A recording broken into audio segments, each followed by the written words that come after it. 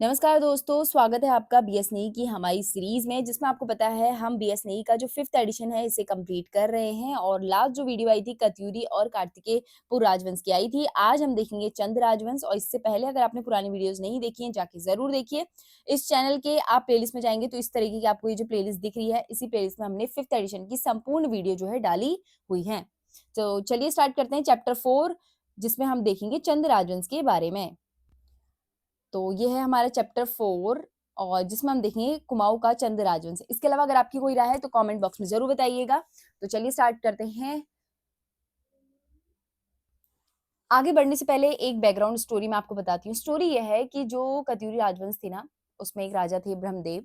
ब्रह्मदेव क्या करते हैं, अपनी बेटी की शादी करा देते हैं सोमचंद से। सोमचंद क्या था, बद्रीनाथ यात्रा में आई थिंक आया हुआ था उत्तराखंड में। ज्यादा हम अभी देखेंगे डिटेल में क्या क्या हुआ। तो वो यात्रा में आया होता है। अब वो देखते भाई बहुत स्मार्ट है ये तो। स्मार्ट देख के कहते हैं चलो ठीक है फिर भाई हम क्या करते हैं तुमसे शादी कर देते हैं अपनी बेटी की। तो अपनी बेटी की जो है शादी कर देता है। कौन करता है? ब्रह्मदेव। और जब वो शादी करता है तो 15 बीघा जमीन भी देता है। और कहाँ देता है? चंपावत में देता है। और वहां पे क्या होता है, चंपावत में राजभुंगा का किला बनता है। वो कौन बनाता है? सोमचंद बनाता है। और यहीं से सोमचंद जो राजवंश है वो शुरू हो जाता है। और जैसे ही शुरू होता है तो उसके बाद क्या होता है, यहाँ से जो उनकी पीढ़ियां हैं वो चंद जो है चंद राजवंश शुरू हो जाता है। वहां पे उनकी पीढ़ियां जो शुरू हो गई अभी हम उनके बारे में डिटेल में पढ़ेंगे। लक्ष्मी चंद हो गया, ज्ञान चंद हो गया, बाज बहादुर चंद हो गया। तो आई होप कि यहाँ तक आपको समझ में आया होगा। अब स्टार्ट करते हैं यहाँ से, ठीक है। तो स्टार्टिंग ये है कि चंद वंश की स्थापना चंपावत के राजभुंगा किले में हुई थी, मैंने आपको अभी बताया। इसके अलावा चंदों का मूल निवास प्रयाग के गंगा पार झूसी में था। जैसे मैंने आपको बताया कि जो सोमचंद था वो क्या आया था, घूमते हुए आया था, बद्रीनाथ यात्रा में आ गया था। ठीक है। आगे है काली कुमाऊं चंपावत का उपनाम है। तो काली कुमाऊं किसका है? चंपावत का उपनाम है। इसके अलावा चंद वंश के इतिहास शोध बालेश्वर मंदिर के क्राचल्य देव का लेख व चमोली का गोपेश्वर त्रिशूल लेख एवं पिथौरागढ़ के आनंदपाल का बास्ता जो है बास्ते ताम्र पत्र आदि है। तो हमने क्या क्या देखा, चंद वंश का जो इतिहास है वो कहाँ से हमें पता चलता है? बालेश्वर मंदिर के क्राचल्य लेख से, चमोली के गोपेश्वर का त्रिशूल लेख से और पिथौरागढ़ के आनंदपाल का बास्ते ताम्रपत्र से। इसके अलावा मझेरा ताम्रपत्र से चंद व बम शासकों के संबंध का पता चलता है। प्रश्न आएगा किस ताम्रपत्र से जो है चंद व बम शासकों का संबंध का पता चलता है? तो किससे पता चलता है? मझेरा ताम्रपत्र से। और बास्ता ताम्रपत्र मांडलिक राजाओं की सूची से संबंधित है। प्रश्न आएगा मांडलिक राजाओं की सूची से संबंध किस किस जो है ताम्रपत्र का है? तो वो है बास्ते ताम्रपत्र का। चंद और बम शासकों का संबंध किससे पता चलता है? वो पता चलता है मझेरा ताम्रपत्र से। आगे देखेंगे। आगे है पाबू ताम्रपत्र का संबंध किससे है? विजय चंद से। तो पाबू किससे है? विजय चंद से। मूनाकोट ताम्रपत्र चंद शासकों के करों से संबंधित है। तो चंद शासकों के करों से संबंध कौन सा जो ताम्रपत्र है वो है मूनाकोट। आगे देखेंगे चंदों की प्रारंभिक राजधानी कहाँ थी? चंपावत थी। चंपावती नदी के तट पर स्थित थी और उसके बाद अल्मोड़ा राजधानी बनाई गई। और अल्मोड़ा किसने बनाई? किसने वहां पे महल बनाया, किसने वहां पे राजधानी बनाई, ये सब हम आगे देखेंगे। ठीक है। देवी सिंह या देवीचंद के समय देवीपुर राजधानी थी। ये भी ध्यान रखना है कि देवीपुर राजधानी की कब थी? वो थी देवी सिंह व देवीचंद के समय में।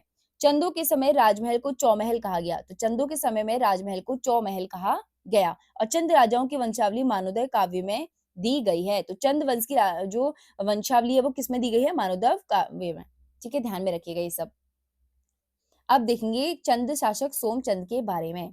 पहला है चंद वंश की जो है स्थापना को लेकर इतिहासकारों में मतभेद है, लेकिन अनुमानतः कत्यूरी शासन के अवसान पर ही चंद शासक की उत्पत्ति हुई, जैसे मैंने अभी आपको ऊपर बताया। आगे देखेंगे सोमचंद ने चंद वंश की स्थापना जो है 1020 से 1025 ईस्वी के बीच में की होगी। सोमचंद भगवान शिव का उपासक था। 10वीं शताब्दी में लोहाघाट के आसपास सुई राज्य था जिस पर ब्रह्मदेव का शासन था। और बजरत पांडे के अनुसार जो है सोमचंद 27 आदमियों को लेकर श्री बद्री नारायण की यात्रा पर आए थे, जिसे काली कुमाऊं के सूर्यवंशी शासक ब्रह्मदेव ने 15 बीघा जमीन दी थी। यह भी मैंने आपको स्टोरी बताई ऊपर। ठीक है। उसके बाद क्या होता है, ब्रह्मदेव ने अपनी पुत्री का विवाह सोमचंद से कराया। उसने देखा भाई बहुत स्मार्ट है ये तो, है ना। उसके बाद दहेज के स्वरूप में उसने क्या दी? चंपावत की कोतवाली छावनी। तो दहेज के रूप में कोतवाली छावनी उन्होंने क्या कर दी? भेंट दे दी। और सोमचंद ने चंपावत के राजभुंगा किले का निर्माण कराया और इस किले में सोमचंद ने चंद वंश की स्थापना की। कहाँ? राजभुंगा किला। प्रश्न आएगा राजभुंगा किला कहाँ स्थित है? चंपावत में स्थित है। कन्नौज जो नरेश का भाई, तो सोमचंद कौन था? कन्नौज नरेश का भाई था जो प्रयाग के जो है शासक चतपालपुर का वंशज था जिसकी राजधानी कहाँ थी? कन्नौज थी।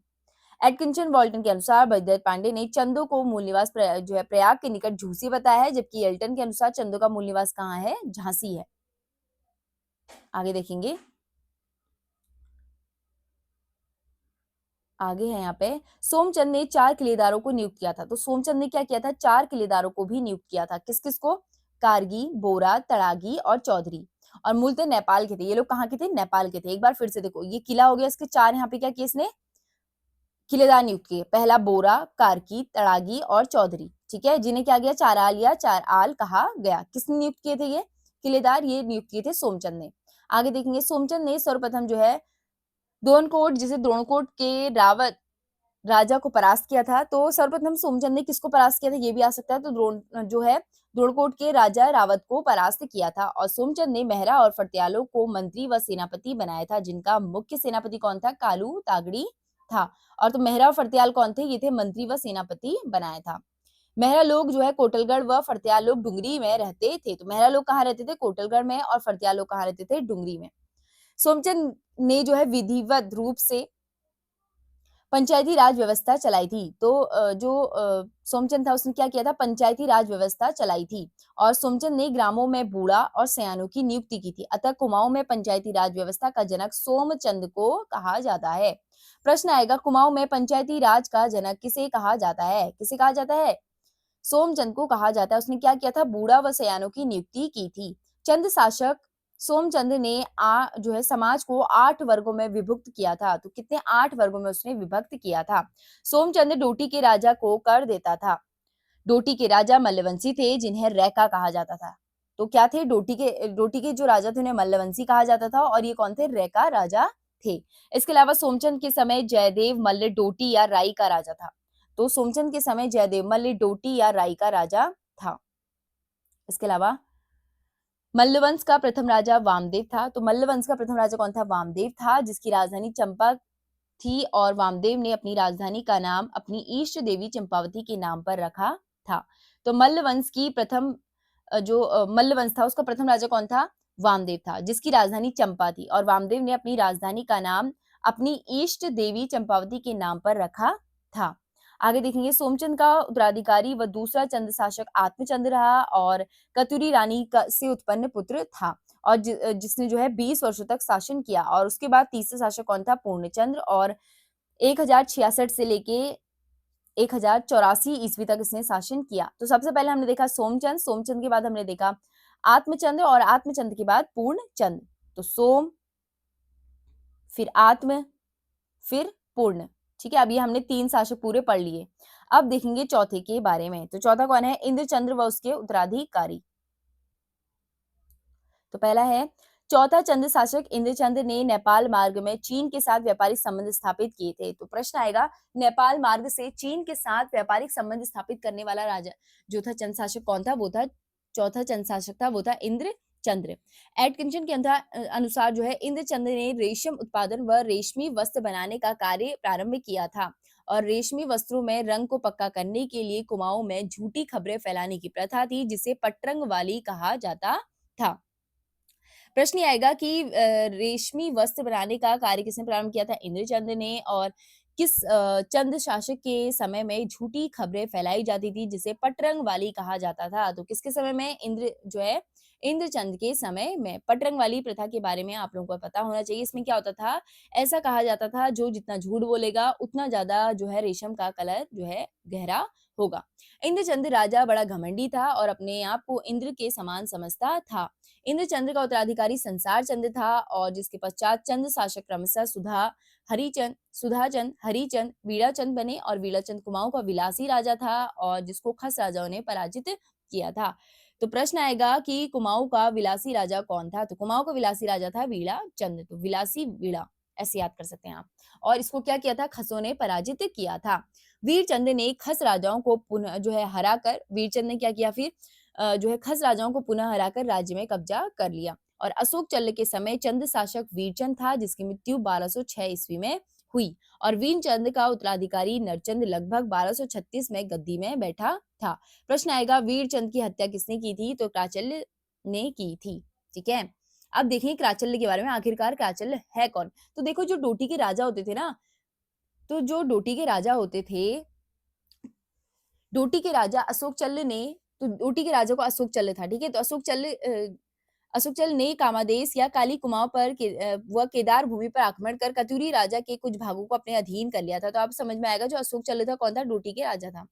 आगे देखेंगे अशोक चल्ल के आक्रमण की जानकारी 1191 में गोपेश्वर त्रिशूल लेख और 1209 में बाड़ाहाट त्रिशूल लेख से मिलती है। तो अशोक चल्ल जो है इसके जो आक्रमण, इसकी जानकारी किस किस से मिलती है? 1191 में गोपेश्वर त्रिशूल लेख से और 1209 में बाड़ाहाट त्रिशूल लेख से मिलती है। पुरुषोत्तम सिंह ने बोध गया शिलालेख में अशोक चल्ल के खसदेश का जो है राजाधिराज बताया है। और पुरुषोत्तम पंत ने जो है बोध गया अभिलेख से पता चलता है कि कामादेश या काली कुमाऊं पर अशोक चल्ल के सामंत पुरुषोत्तम सिंह के वंशजों का जो है शासन था और समतः 1180 से लेके 1210 के बीच रहा होगा, जिसकी राजधानी क्या थी? चक्रवाल थी। ध्यान में रखिएगा चक्रवाल राजधानी थी इसकी, ठीक है? आगे देखिए, आगे है गोपेश्वर लेख में अशोक चल्ल को गौड़ वंश व वैरात कुल व नेपाल के दुलु का निवासी बताया गया है और बौद्ध धर्म का अनुयायी था। अशोक चल्ल का राज्य बाड़ाहाट से लेकर बैरात या पश्चिमी नेपाल एवं दक्षिण में शिवालिक पहाड़ी तक विस्तृत था और अशोक चल्ल का राज्य 3 चक्रों में विभक्त था। तो अशोक चल्ल का राज कितने 3 जो है चक्रों में विभक्त था। पहला था बैरात, दूसरा था कामदेश और फिर क्या था? केदार भूमि। तो ये 3 आपको याद रखने, कौन-कौन सा? पहला है बैरात, दूसरा है बैरात, कामादेश और केदार भूमि। ये तीनों 3 भागों में विभक्त थे चक्र, ठीक है? चक्र आगे देखेंगे अब। अब देखेंगे यहाँ पे क्राचल्य देव के बारे में। अशोक चल्ल के बाद क्राचल्य देव आता है, ठीक है? तो क्राचल्य देव की मृत्यु के बाद डोटी पर जो है क्राचल्य देव का आधिपत्य हो गया, जो संवतः 1212 के आसपास था। क्राचल्य देव ने काली कुमाऊं में स्वतंत्र हो चुके खस राजाओं को पुनः विजित कर अल्प समय के लिए कामदेश पर अपना अधिकार कर लिया और चंपावत के बालेश्वर मंदिर में जो है दान पत्र में क्राचल्य देव के 1223 में एक लिखता है, यानी कि जो 1223 था ना उसमें एक लेख प्राप्त होता है उसका। आगे देखेंगे बालेश्वर लेख में क्राचल्य के जो है 10 मांडलिक राजाओं का नाम मिलता है। तो यानी कि जो बालेश्वर लेख है उसमें क्राचल्य देव के 10 मांडलिक राजाओं का जो है नाम मिलता है, जिसमें 3 चंद्रवंशी मांडलिकों का उल्लेख किया गया है। तो उसमें जो 10 राजा हैं, 10 में से 3 कौन है? 3 चंद्रवंशी मांडलिक राजा हैं। और बास्ते ताम्रपत्र पिथौरागढ़ में जो है मोहन थापा नामक मांडलिक का उल्लेख है। इसका जो है अधिपति शक्तिबम था, जो मूल रूप से नेपाल का था। आगे देखेंगे, आगे इसमें है कि मांडलिक ऐसे सामंत होते हैं। अभी हमने देखा होगा कि जो उसने बोला कि 10 मांडलिक राजा थे क्राचल्य देव के समय में और उसमें से 3 क्या थे? चंद्रवंशी थे। तो मांडलिक राजा होते कौन हैं? ऐसे सामंत होते हैं जो अधिपति को अधीन शासन चलाते हैं, यानी कि उनको कर देते हैं, ठीक है? जैसे डोटी के राजा को उस टाइम पे चंद्रवंश के 3 शासक जिनका नाम लिखा है वहां पे, वो लोग क्या देते थे? कर देते थे। आगे देखेंगे दुलु स्तंभ लेख में क्राचल्य देव के पुत्र का नाम अशोक देव मिलता है। आगे देखिए क्राचल्य देव के समय निर्माण की 2 शैलियां कत्यूरी शैली व नाग शैली प्रचलित थी। तो पहला है कत्यूरी शैली, इसमें के मंदिर जो होते थे शिखर उभरा हुआ और ऊंचा होता था ऐसे, और शिखर जो है नीचे होता था। इसमें क्या होता था? नीचे होता था शिखर। तो आपको 2 याद हो गई होंगी, कौन-कौन सी है? पहली है कत्यूरी शैली और दूसरी है नाग शैली। कत्यूरी में क्या होता था? ऊंचा उठाता था, इसमें क्या होता था? नीचे होता था शिखर, ठीक है? अब देखेंगे थोहर चंद के बारे में। Report on Kumaon and Garhwal. अब देखो मैंने आपको क्या बोला अभी तक कि सोमचंद इसका क्या था? संस्थापक था। लेकिन कुछ लोग है ना, कुछ लोग कहते हैं कि कौन है? थोहर चंद्र उसका संस्थापक है। संस्थापक क्यों है? इनका क्या मानना है? ये तो हम बाद में पढ़ेंगे, अभी नीचे डिटेल में आपको बताऊंगी। लेकिन इसमें एक कारण ये है, अगर प्रश्न इन लोगों के हिसाब से आता है कि एटकिंसन ने किसको माना, हर्षदेव जोशी ने किसको संस्थापक माना, तो उनके हिसाब से आपको ये थोहर चंद लगाना है, ठीक है? तो चलो बढ़ते हैं। अगर वैसे आएगा नॉर्मल की कौन संस्थापक था, तो सोमचंद ही आएगा। तो देखो report on Kumaon and Garhwal 1813 में लेखक डब्ल्यू फ्रेजर ने हर्षदेव जोशी के विवरण के आधार पर चंद वंश का संस्थापक थोहर चंद्र को माना।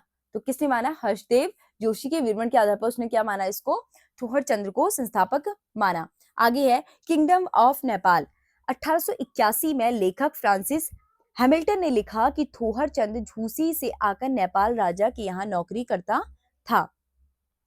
हर्षदेव जोशी थोहरचंद को कुमाऊं के चंद वंश का संस्थापक मानते हैं। कौन मानते हैं? हर्षदेव जोशी, ठीक है? एटकिंसन के अनुसार थोहरचंद का राज्यारोहण 1261 में हुआ और उसने 1281 तक शासन किया।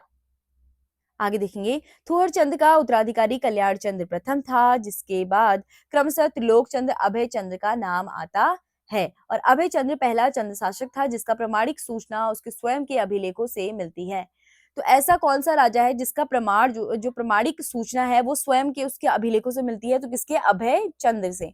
ठीक है। अभय चंद्र का प्राचीनतम ज्ञात अभिलेख 1360 ईस्वी का चंपावत के मानेश्वर नौले से प्राप्त हुआ है। और कर्मचंद 1 वर्ष शासन करने के बाद मणिकोटी राजा के पास चला गया, जिसके पश्चात ज्ञानचंद गद्दी पर बैठा था। ठीक है, अब यहाँ तक आपको समझ में आ गया होगा। अब देखिए गरुड़ ज्ञानचंद के बारे में। गरुड़ ज्ञानचंद के बारे में कई बार पूछ लेता है आयोग। तो प्रश्न ये है, अब आगे देखते हैं।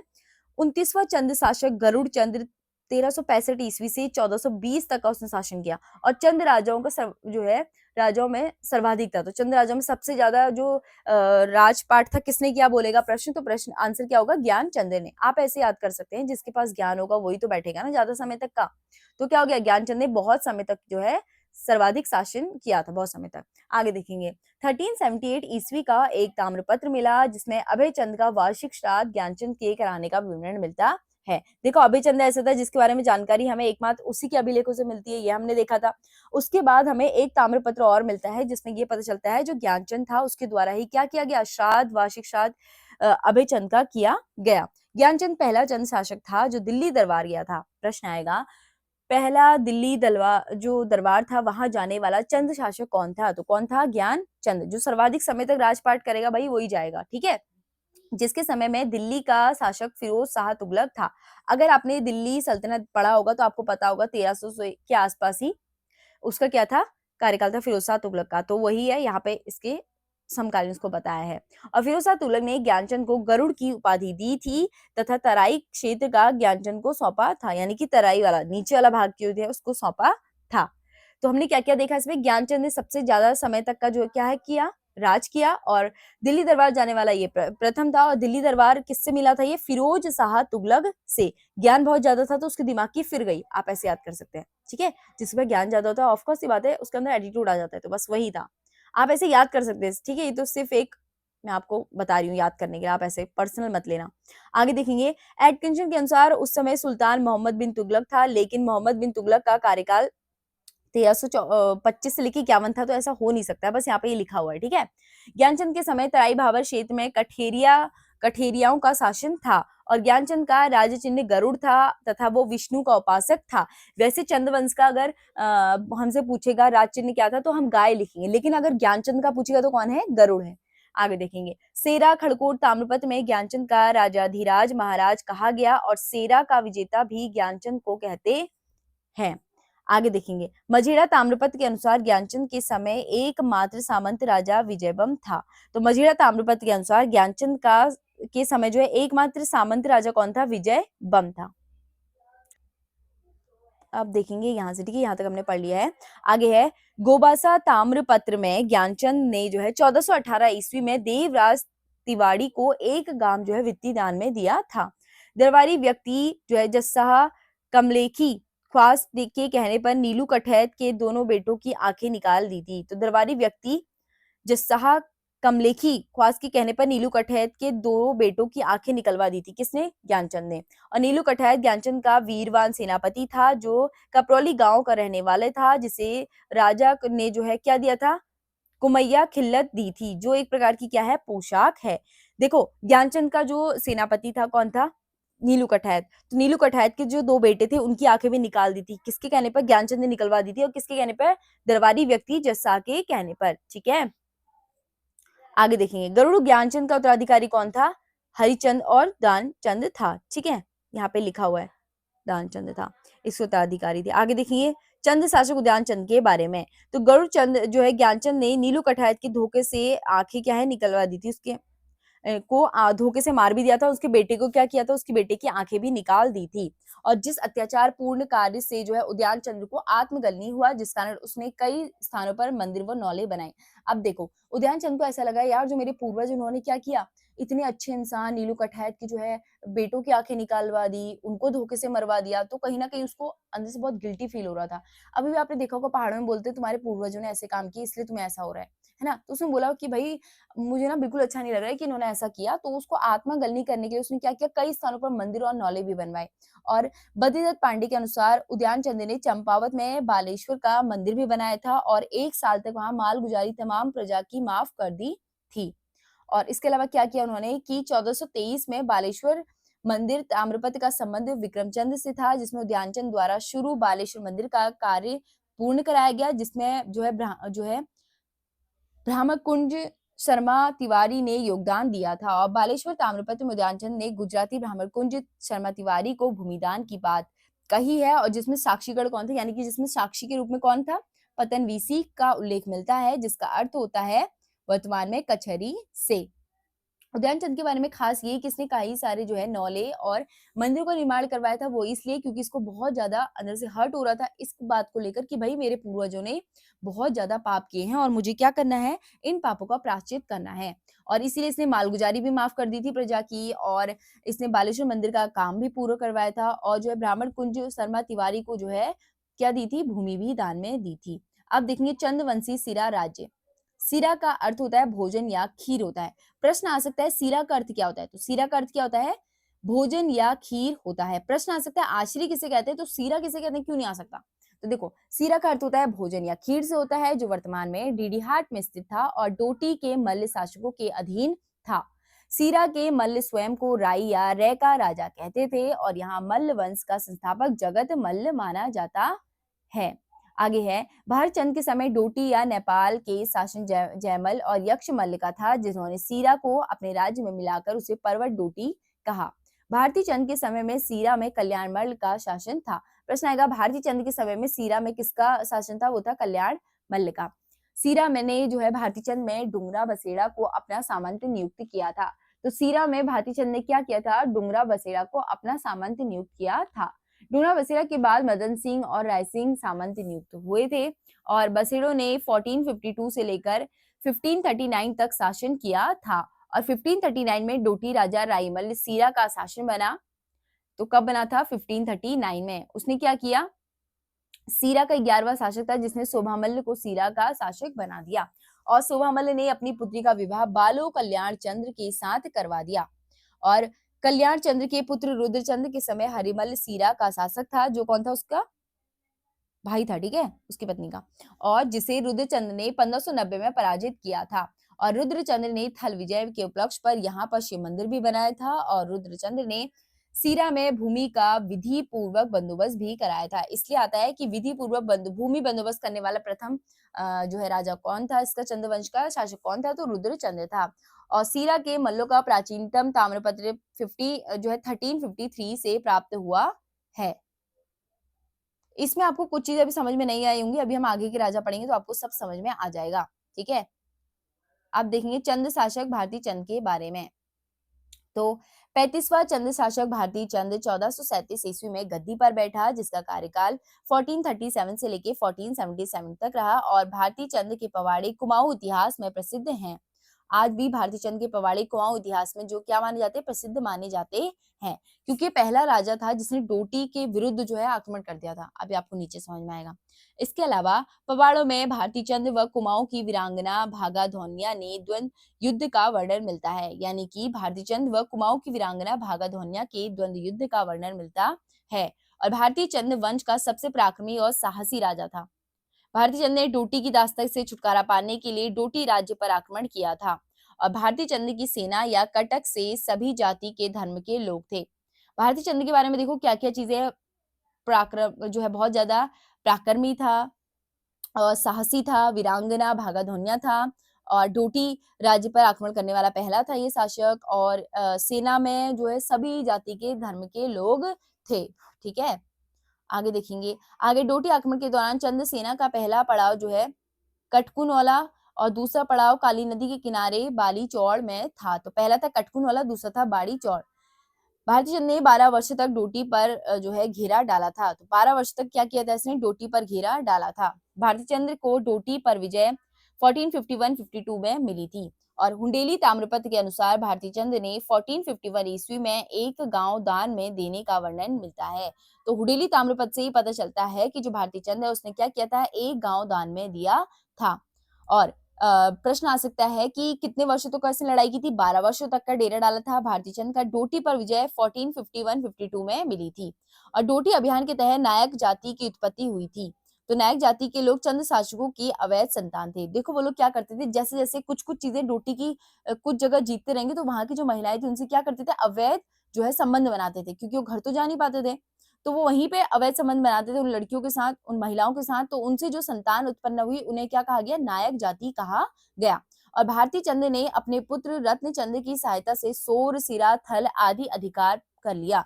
तो भारती चंद ने क्या किया, जो है रतनचंद की सहायता से सोर, सिरा, थल आदि पर जो है अधिकार कर लिया। और सोर या पिथौरागढ़ में मल्ल वंश का शासक बमशा था और सोर ने मल्ल राजा विजयबम की जानकारी मजीरा ताम्रपत्र से मिलती है, जिसका शासक भारती चंद ने समाप्त कर दिया था। सोर ने मल्लों की प्राचीनतम ताम्रपत्र 1337 ईस्वी का प्राप्त होता है सोर से। और खेतीखान ताम्रपत्र में भारती चंद के दूसरे पुत्र सुजान कुंवर का उल्लेख मिलता है। प्रश्न आएगा, भारती चंद के दूसरे पुत्र का जो है उल्लेख कहाँ से मिलता है? तो सुजान कुंवर का उल्लेख मिलता है खेती खान के ताम्रपत्र से। पहला पुत्र कौन था? रुद्रचंद, रत्नचंद, सॉरी रत्नचंद था, ठीक है। और दूसरा कौन था? सुजान कुंवर। तो आप देखेंगे रत्नचंद के बारे में। रत्नचंद जो है लोहाघाट में हुंडेली ताम्रपत्र में रत्नचंद का उल्लेख मिलता है। और भारती चंद के बाद उसका पुत्र रत्नचंद ने 1477 ईस्वी में गद्दी पर बैठा, जिसके समय में डोटी में जो है नागमल्ल ने विरोध किया था, जिसका शासन 11 वर्षों तक रहा था। और रत्नचंद ने नागामल्ल को परास्त कर पुनः डोटी पर शाही वंश का जो है अधिकार स्थापित किया था। रत्नचंद ने थल को राजा सूर सिंह मेहरा को परास्त किया था, यानी कि थल के राजा जो थे सूर सिंह मेहरा, उसको जो है परास्त किया था। और रत्नचंद पहला चंद शासक था जिसने भूमि बंदोबस्त का कार्य किया और जिंदा कैतल नामक भूमि बंदोबस्त अधिकारी को नियुक्त किया था। तो देखो पहला भूमि बंदोबस्त करने वाला जो है शासक कौन था? रत्नचंद था। और इसने जिंदा कैतल नामक, तो जिंदा कैतल ध्यान में रखिएगा, जिंदा कैतल नामक भूमि बंदोबस्त अधिकारी को नियुक्त किया था। अब देखेंगे कीर्ति चंद के बारे में। रत्नचंद का पुत्र कीर्ति चंद 1488 से 1506 तक कुमाऊं की गद्दी पर बैठा और ये नाथ संप्रदाय का अनुयायी था। और कीर्ति चंद ने, जो कीर्ति चंद था, उसने गढ़वाल शासक अजयपाल को पराजित किया था। ये वाली लाइन काफी महत्वपूर्ण है। तो अजयपाल एकमात्र राजा से हारा था। किससे हारा था? कीर्ति चंद्र से, ठीक है। कीर्ति चंद के समय विस्तार में बारामंडल, विसौद, खगमराकोट, स्यूनरा, कोटली, केंडारो जो है बोरारो आदि क्षेत्र में अपना राज्य पर मिलाया था इसने, ठीक है, कीर्तिचंद ने। आगे है, राजा कीर्तिचंद के समय नागनाथ सिद्ध नाम से एक योगेश्वर चंपावत आए थे। तो राजा कीर्तिचंद के समय में नागनाथ सिद्ध नाम से एक जो योगेश्वर था वो क्या थे? चंपावत आए थे। और कीर्तिचंद के बाद क्रमशः प्रतापचंद, ताराचंद और मानिक चंद एवं भीष्मचंद आदि राजा हुए। तो आई होप कि आपको समझ में आ गया होगा इतने राजा कौन कौन इसके बाद थे, ठीक है। अब हम पढ़ेंगे भीष्मचंद के बारे में। तो देखो भीष्मचंद के बारे में यही पता है हमें कि भीष्मचंद ने 1512 ईस्वी में 1530 ईस्वी तक का गद्दी पर बैठे, उन्होंने राजपाट किया और 1514 का उनका एक ताम्रपत्र भी मिलता है। इसके अलावा भीष्मचंद ने खगमरा किले का निर्माण कराया और आलमनगर की नींव डाली थी। यानी कि भीष्मचंद जो पहले थे उन्होंने क्या किया था, उन्होंने उन्होंने उनको लगा था कि अब हमें अपनी राजधानी क्या स्थानांतरित कर देनी चाहिए। तो उन्होंने आलमगीर, जिसको अल्मोड़ा में एक जगह है, अल्मोड़ा को आलमगीर कहा गया, ऐसा भी हो सकता है इसमें, ठीक है। तो अल्मोड़ा में है आलमगीर, नींव रखी थी। और क्या था, भीष्मचंद ने ताराचंद्र के पुत्र कल्याणचंद को गोद लिया था। और भारत में बाबर आक्रमण के समय भीष्मचंद कुमाऊं का शासक था और गजुआ नामक खसिया मुखिया ने भीष्मचंद का वध किया था। अब देखो क्या क्या देखा भीष्मचंद के बारे में हमने। भीष्मचंद के बारे में हमने देखा कि पहली बार जो है स्थानांतरित करने का सोचा किसने? वो भीष्मचंद्र ने। लेकिन उसके बाद कल्याणचंद करता है ट्रांसफर, ठीक है, राजधानी को, क्योंकि इनकी मौत हो जाती है। तो क्या होता है, खगमरे का किले का निर्माण किसने करवाया था? आलमगीर की नींव किसने रखी थी? भीष्मचंद्र ने। और इसका पुत्र कौन था? कल्याण चंद्र था। इसने क्या किया था? उसे गोद लिया था ताराचंद्र के पुत्र को, ठीक है। भीष्मचंद्र की अपनी कोई ऐसे पुत्र नहीं था, तो उसने क्या किया था? ताराचंद्र के पुत्र को गोद लिया था। और भारत में जब बाबर का आक्रमण होता उस समय में कुमाऊं का शासक कौन था? भीष्मचंद्र था। और गजुआ नामक खसिया, एक गजुआ नाम का खसिया था, उसने क्या किया? खसिया मुखिया ने भीष्मचंद्र का वध कर दिया उसकी राजधानी स्थानांतरित करने से पहले, ठीक है। उसने किला तो बना लिया वहां अपने रहने के लिए, लेकिन क्या किया उसने? क्या किया वहां पे? लेकिन रात को क्या हुआ, उसने उसका वध हो गया। कौन करता है? खसिया मुखिया कर देता है, गजुआ नाम का, ठीक है। तो अभी हमने कौन-कौन से किले पढ़े? राजमुंगा का किला जो है सोमचंद ने बनाया था। और हमने क्या देखा अभी? खगमरा का किला, खगमरा का किला बनाया भीष्मचंद्र ने। अब पढ़ेंगे बालो कल्याण चंद के बारे में। बालो कल्याण चंद भीष्मचंद्र का पुत्र था जिसे ताराचंद से गोद लिया था। आगे देखेंगे बालो कल्याण चंद का कालीन ताम्र जो है बालो कल्याण कालीन ताम्रपत्र कल्पाणी गाड़ पिथौरागढ़ से मिले। कल्याणचंद ने 1545 से 1565 तक का गद्दी पर बैठा। बालो कल्याणचंद भीष्मचंद्र का गोद लिया पुत्र था जिसने विस्तृत विजय के कारण सर्वप्रथम महाधिराज का उपाधि धारण की थी। कल्याणचंद के समय राजधानी अल्मोड़ा पूर्ण रूप से तैयार हो गई और अल्मोड़ा स्थित राजधानी का जो है राजापुर कहा। तो क्या कहा गया? राजापुर कहा। आगे देखें कल्याणचंद ने मरकोट राजा को चंद राज्य में मिलाया और गंगोली व दानपुर पर कब्जा बालो कल्याण चंद के समय में हुआ। कल्याण चंद अल्मोड़ा में लाल मंडी किले का निर्माण किया था और अल्मोड़ा जो है नेला पोखर किले का निर्माण भी इसने करवाया था। तो देखो इसमें हमने क्या क्या देखा? चंद वंश के समय में राजधानी जो है कल्याण चंद के समय में राजधानी क्या हुई? अल्मोड़ा स्थानांतरित हो गई, पूरी तरह से तैयार हो गई और वहां का इसने राजधानी का नाम क्या रखा? राजापुर कहा। ठीक है, राजधानी स्थानांतरित हो गई और कल्याण हो गया, तो आप ऐसे याद कर सकते हैं। ठीक है, और कल्याण चंद ने मणकोट राज्य को चंद में मिलाया था और बालो कल्याण चंद के समय में हुआ था गंगोली व दानपुर पर कब्जा और लाल मंडी का किला और जो है नीला पोखर किले का निर्माण भी कल्याण चंद ने कराया था। बालो कल्याण चंद का विवाह डोटी के मल्ल वंश की राजकुमारी के साथ हुआ था। किसका? बालो कल्याण चंद का विवाह। और विवाह के बाद रेका राजा हीरा मल्ल ने अपनी बहन को दान स्वरूप सोर का प्रांत दिया था। तो देखो हीरा मल्ल ने क्या किया? अपनी बहन को जो है क्या दिया था? सोर का क्षेत्र दिया था। लेकिन कल्याण चंद को क्या चाहिए था? सीर प्रांत चाहिए था।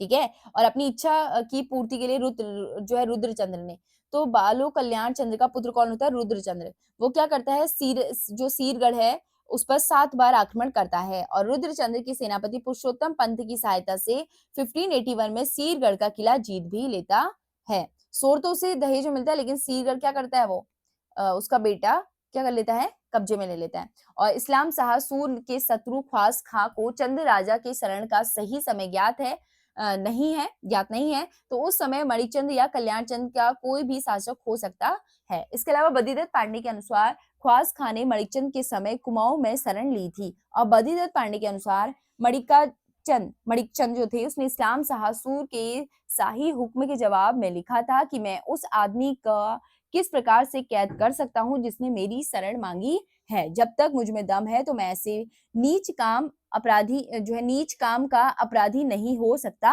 हूँ। ठीक है, यानी कि उसने बोला था कि जिसको आपने पनाह दे रखी है उसको आप कैद में रख लो। तो वो कहता है कि भाई मैं कैसे किसी को कैद में रख सकता हूँ जिसने मुझसे ही क्या मांगी है? पनाह मांगी है। तो वो कहता है कि मैं ऐसा अपराधी काम नहीं कर सकता हूँ। आगे देखिए राजा बालो कल्याण चंद्र ने अपने शासनकाल के दौरान स्थानीय स्वायत्तता लागू की थी और महाराष्ट्र के लेखक अनंत देव ने अपनी ग्रंथ स्मृति कौतुंब में कल्याण चंद्र को प्रजा का हितैषी कहा था। ये काफी महत्वपूर्ण तथ्य है। अभी हमने देखा था पुरुषोत्तम पंत के सहायता से ही उन्होंने क्या किया था? 1581 में सीरगढ़ का किला जीता था। तो वही देखेंगे पुरुषोत्तम पंत है कौन? तो पुरुषोत्तम पंत रुद्रचंद का सेनापति था जिसका उपनाम परखु पंत था जो मूल रूप से पिथौरागढ़ गंगोली हाट का था। पुरुषोत्तम पंत को कुमाऊं इतिहास का रॉबर्ट ब्रश कहा जाता है। पुरुषोत्तम पंत मराठी जो है ब्राह्मण जयदेव के पुत्र थे। कल्याणचंद की पत्नी ने वचन लिया था कि जब सीरगढ़ का किला चंदों के अधीन नहीं होगा तब तक मैं सती नहीं होंगी। अपने वचन के अनुसार सीरागढ़ का किला जीतने के बाद कल्याणचंद की पत्नी सती हो गई और सीरागढ़ के हरिमल को भगाने में सीरागढ़ से जो है हरिमल को भगाने में मुख्य योगदान किसने दिया? परखु पंत ने, जिसे क्या कहा जाता है? क्या कहा जाता है? पुरुषोत्तम पंत भी कहा जाता है। आगे देखेंगे सीरागढ़ में हीरामल को भगाने में मुख्य योगदान था इनका। और ग्वालदम का युद्ध बधाड़गढ़ का युद्ध हुआ था। देखो 1581 में इन्होंने सीरागढ़ जीत लिया था। उसे कौन सा युद्ध कहते हैं? ध्यान में रखिएगा, ग्वालदम का युद्ध और बधाड़ का युद्ध। और पुरुषोत्तम पंत ने पडियार राजपूतों के हाथों मारा गया था। तो पुरुषोत्तम पंत किसके हाथों मारा गया? पडियार राजपूतों के हाथों। और ग्वालदम के युद्ध के समय गढ़वाल शासक कौन था? बलभद्र शाह था। ठीक है, अब देखेंगे रुद्रचंद्र के बारे में। चंद शासक रुद्रचंद्र। बालो कल्याण चंद के पश्चात 45वां चंद शासक रुद्रचंद्र गद्दी पर बैठा और रुद्रचंद्र का कार्यकाल 1565 ईस्वी से 1597 तक था। 1565 में से लेके 1587 तक का रुद्रचंद्र का एक स्वतंत्र जो है राजा था। रुद्रचंद्र अकबर का समकालीन था। प्रश्न आएगा अकबर का समकालीन कौन था? वो था रुद्रचंद्र, जिसने जो है 1587 ईस्वी में अकबर की इस अधीनता स्वीकार कर ली थी। तो 1587 में क्या की थी इसने? अकबर की अधीनता स्वीकार कर ली थी। रुद्रचंद्र ने अकबर को जो है तिब्बती याक, कस्तूरी, हिरणों की खालें आदि मूल्यवान वस्तुएं भेंट की थी। और अकबर ने रुद्रचंद को 84 माल परगना फरमान दे दिया था और उसे तब तक जो है जमींदारी कहना प्रारंभ किया। तो उसे तब से जमींदारी कहना जो है क्या किया था? प्रारंभ किया था। तो प्रश्न आएगा अकबर का समकालीन कौन था? रुद्रचंद था। और रुद्रचंद बहुत सारी कीमती मूल्यवान चीजें लेके गया था और कस्तूरी हिरणों की खालें, तिब्बती याक ये सब लेके गया था। और अकबर ने रुद्रचंद को 84 माल परगना का फरमान दे दिया था और उसे तब से जो है जमींदार कहा जाने लगा। और अकबरनामा जो है उसके अनुसार रुद्रचंद्र 1588 में अकबर से लाहौर में भेंट करने गया था और रुद्रचंद के जो है बीरबल से अच्छे संबंध थे। अबुल फजल की आईनी अकबरी में कुमाऊं सरकार को दिल्ली सूबे के अंतर्गत दर्शाया गया है। रुद्रचंद्र ने परखू पुरुषोत्तम पंत की सहायता से अस्कोट, दारमा, जोहार क्षेत्र को जीता था। और रुद्रचंद्र ने तराई पर आक्रमण किया। उस समय तराई में हुसैन खां जो है कब्जा था, हुसैन खां का उस टाइम पे कब्जा था। और रुद्रचंद्र ने तराई में रुद्रपुर जो है नगर की और अल्मोड़ा में मल्ला महल की स्थापना की थी। और महल के अंदर रामशिला निर्माण किया था, रामशिला मंदिर का निर्माण किया था। रुद्रचंद्र ने गढ़वाल के सरोला ब्राह्मण रसोइयों की भांति कुमाऊं में चौथानी ब्राह्मणों की मंडली बनाई थी। तो प्रश्न आएगा कि गढ़वाल के सरोला ब्राह्मण के समान जो है चौथानी ब्राह्मण की व्यवस्था किसने की थी? रुद्रचंद्र ने। चौथानी ब्राह्मणों के नीचे पंचबड़िया, तिथानी और उनके नीचे हलिया और पितेलिया ब्राह्मणों का वर्ग बनाए थे। ओली ब्राह्मण के वर्ग का कार्य ओले पड़ने पर सतर्क करना था। तो ओली पड़ने पर इन्हें थाली बजाकर बताना पड़ता था। ओली ब्राह्मणों के लिए गांव में अनाज के रूप में दस्तूर निर्धारित किए थे और घरों का कार्य करने के लिए छेौड़े, पुरुष दास व छेौड़िया, महिला दास नियुक्त किए थे। और सीरा के विजय के बाद अस्कोट, दारमा, जोहार रुद्रचंद्र के अधीन हो गया और सीरा डीडीहाट, जिसे अभी वर्तमान में डीडीहाट कहा जाता है, से रुद्रचंद्र के भूमि संबंधी दस्तावेज प्राप्त होते हैं।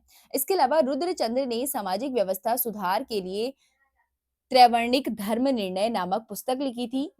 इसने 4 पुस्तकें लिखी थी मेनली, ठीक है? अब एक-एक करके नीचे आएंगे। पहली है त्रिवर्णिक धर्म निर्णय, जो है निर्णय नामक पुस्तक। इसमें ब्राह्मणों के गोत्र, उनके पारिवारिक संबंध का वर्णन मिलता है। रुद्रचंद्र के समस्त सामान्य जो जनता के लिए पौड़ी 15 विस्ता कहा है। तो यानी कि जो सामान्य जनता होती है उसके लिए क्या कहा? पौड़ी 15 विस्ता कहा। चंदों के समय भूमि के मालिक को थातवान कहा जाता है। क्या कहा जाता है? थातवान। थात किसे कहा जाता है? भूमि को। और थातवान किसे? मालिक को कहा जाता है भूमि के। गांव के 1/6वां भाग वसूल कर राजधानी पहुंचाने वाले कार्य को जो है कैनी खसों को दिया जाता था। यानी कि जो कैनी खस लोग थे उन लोगों का काम था 1/6 भाग वसूल कर जो है राजधानी पहुंचाना अनाज का। और रुद्रचंद्र ने जो है राज्य के कुछ युवाओं को संस्कृत अध्ययन के लिए कश्मीर भेजा था। ठीक है? इसके अलावा रुद्रचंद्र के समय 4 संस्कृत ग्रंथों की रचना हुई थी। जैसे मैंने आपको बोला 4 संस्कृत ग्रंथों की रचना हुई थी। पहला था त्रिवर्णिक धर्म निर्णय, दूसरा है सैनिक शास्त्र, ययाति चरित्रम और ऊषा राग गोदय। ठीक है? तो देखो जो ये सैनिक शास्त्र था ना, इसमें पक्षी आखेटक का आधारित जो है पुस्तक थी। और रुद्रचंद्र विश्व इतिहास का प्रथम शासक था जिसने स्वयं मल्ल युद्ध में उतरकर राज्य का जो है प्रसार किया था। मल्ल युद्ध क्या होता है? जब सिर्फ राजा और राजा लड़ रहे होते हैं आपस में, सेनाएं नहीं, सेनाओं का कोई मतलब नहीं, सिर्फ 2 राजा आपस में लड़ रहे हैं। ठीक है? युद्ध क्षेत्र में।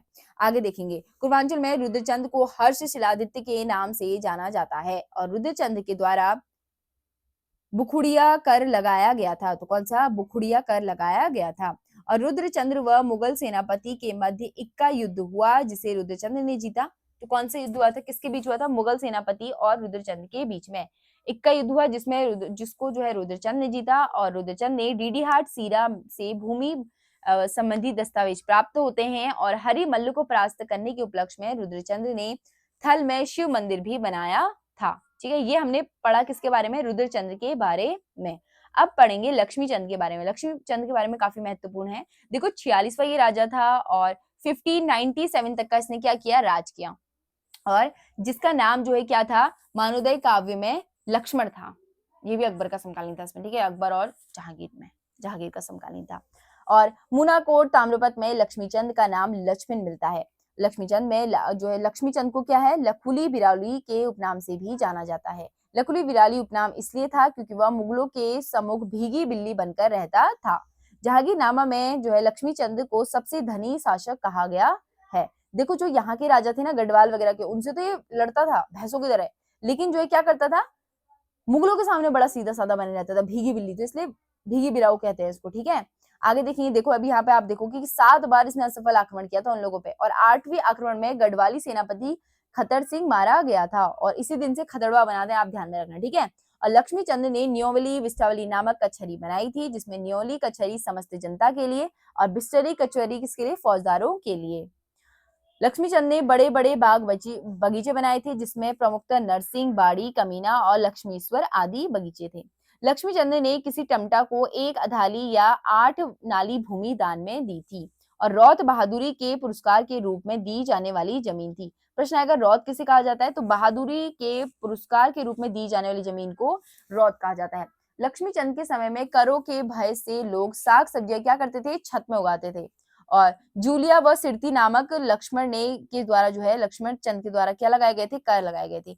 अब देखो जूलिया क्या होता है, जूलिया होता है जो पुल होते हैं ना, पुल पर लगाए जाने वाला कर, और सिरती क्या होता है, नगद कर होता है, ठीक है। और क्या है इसमें, लक्ष्मीचंद ने बागेश्वर के बागनाथ मंदिर का जीर्णोद्धार भी करवाया था 1602 में। और लक्ष्मीचंद के समय में राज्य कर्मचारियों को 3 श्रेणियों में बांटा गया था, तो सरदार, फौजदार और नेगी। तो पहला कौन सा, सरदार, दूसरा फौजदार, तीसरा है नेगी। तो देखो सरदार क्या होते थे, परगने के शासक, फौजदार होते थे सेना के अधिकारी, और नेगी होते थे राज्य के छोटे अधिकारी, जो सरदार व फौजदार के अधीन काम करते थे। इन दोनों के अधीन में कौन काम करेगा, नेगी। और इन्हें नेगी एक क्या है, पद है, ठीक है, जाति नहीं है, यहाँ पे पद है वो, हालांकि जाति होती है लेकिन यहाँ पे पद है ये नेगी। और जिन्हें अनाज के रूप में दस्तूर नेग मिलता था, ठीक है। आगे देखेंगे, लक्ष्मीचंद के समय में राजा, देखो क्या लिखा है यहाँ पे, लक्ष्मीचंद के समय में राजा के राजसी कपड़े, जूते, निजी हथियार रखने वाले आवास को सेजवाल कहा जाता था। क्या कहा जाता था, सेजवाल कहा जाता था, जिसकी रखवाली के लिए अलग से अधिकारी नियुक्त होते थे। ठटवाल नामक अधिकारी का कार्य गाय भैंस का ताजा दूध, घी, मक्खन दरबार पहुंचाना था। किसका था, ठटवाल नाम के अधिकारी का, ठीक है। अब यहाँ पे देख लेते हैं शक्ति गोसाई के बारे में। तो देखो शक्ति गोसाई कौन था, शक्ति गोसाई जो है जन्म से अंधे होने के कारण इसे कुमाऊं का धृतराष्ट्र कहा गया। तो शक्ति गोसाई कौन था, जो लक्ष्मीचंद था उसका बड़ा भाई था, ठीक है। और लक्ष्मीचंद के समय में नागरिक प्रशासनिक व्यवस्था की नीतियां शक्ति गोसाई पर ही डिपेंड थी, वो ही निर्धारित करता था। दारमा घाटी के सौका जनजाति के अधिकार एवं कर्तव्य निर्धारित किए, और उनके बंदोबस्त के बदले अनेक तिब्बती वस्तु राजदरबार पहुंचाने का करार किया था। ये सब किसने किया था, शक्ति गोसाई ने। उन्होंने राजधानी में बंदोबस्ती कार्यालय की स्थापना की थी। तो शक्ति गोसाई कुमाऊं का धृतराष्ट्र भी इसे कहा जाता है, और जन्म से ही क्या था, ये अंधा था। अब देखेंगे लक्ष्मीचंद्र के किसके उत्तराधिकारी के बारे में। तो लक्ष्मीचंद के उत्तराधिकारी की बात की जाए तो लक्ष्मीचंद के बाद दिलीप चंद राजा बना। उसने 1621 से 24 तक शासन किया। दिलीप चंद की मृत्यु किस चक्कर से हुई थी, क्षय रोग से हुई थी। और दिलीप चंद के बाद विजय चंद गद्दी पर बैठा। एटकिंसन के अनुसार विजय चंद का विवाह आधुनिक बुलंदशहर स्थित अनूप शहर के जो है बड़गुजर की पुत्री से हुआ। विजय चंद के समय राजसत्ता सुखराम कार्की और पीरू गुसाई के हाथों में थी, और सामाजिक संबंधों के कारण सुखराम कार्की ने विजय चंद को मरवा दिया था, ठीक है। आगे देखेंगे, विजय चंद की हत्या के बाद मेहरा व फरतेयाल संघर्ष प्रारंभ हुआ, जिसमें मेहरों की जीत हुई, और मेहरा धड़े ने ही त्रिमल चंद को शासन बनाया, और त्रिमल चंद ने सुखराम कार्की को मरवा दिया, और पीरू गुसाई को देश निकाला कर दिया। पीरा संबल विद्रोह त्रिमल चंद के शासन में हुआ था। प्रश्न आ सकता है, पीरा संबल विद्रोह किसके शासनकाल में हुआ था। तो पीरा संबल विद्रोह किसके शासनकाल में हुआ था, त्रिमल चंद के शासन में हुआ था।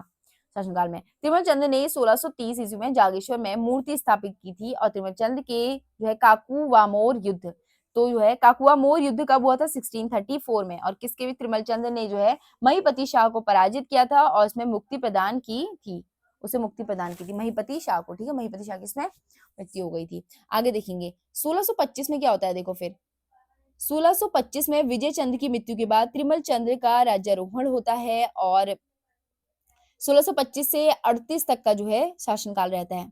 गढ़युड़ा ताम्रपत्र में त्रिमलचंद्र के युवराज कहा गया है को, और जिसमें 1616 से 1621 तक युवराज के रूप में कार्य किया, और त्रिमलचंद्र का सेनापति गढ़युड़ा था। और विजय चंद्र की हत्या के पीछे रसोइयों का हाथ इसलिए मिलता है क्योंकि त्रिमलचंद ने कपरौली के कठो जो है कठैतों को रसोइया नियुक्त किया था, और साथ साथ रसोइयों के जो है नियम भी बनाए थे। ठीक है, अब देखेंगे किसके बारे में, बाज बहादुर चंद के बारे में।